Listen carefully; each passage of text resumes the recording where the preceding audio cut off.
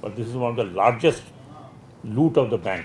মোট 32টি ফ্যাক্টরির মধ্যে 16টি ফ্যাক্টরি কোনো কোনো অস্তিত্বই নেই।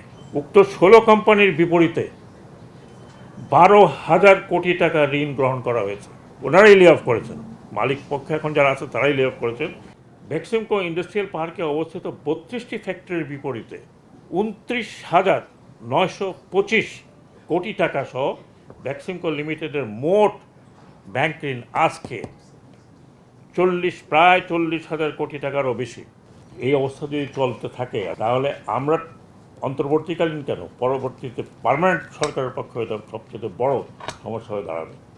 একটু লুটপাট তো মানে চোখের সামনে লুটপাট হবে আর কেউ কিছু বলবে না, এটা তো হতে পারে না।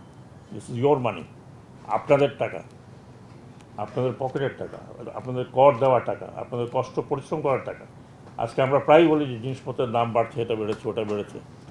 আপনি এইটুকু শুধু বোঝেন, আমি একটা সেক্টরের কথা বললাম, এরকম আরও অনেক সেক্টর আছে, সেগুলো আমার কাছে নাই, হয়তো কমার্স মিনিস্ট্রিতে আছে, অন্য মিনিস্ট্রিতে আছে, যে যেখানে এই ধরনের লুটপাট হয়েছে। But this is one of the largest লুট অফ দ্য ব্যাংক। লুট অফ দ্য ব্যাংক আমাকে যদি জিজ্ঞেস করেন তাহলে আমি এটাই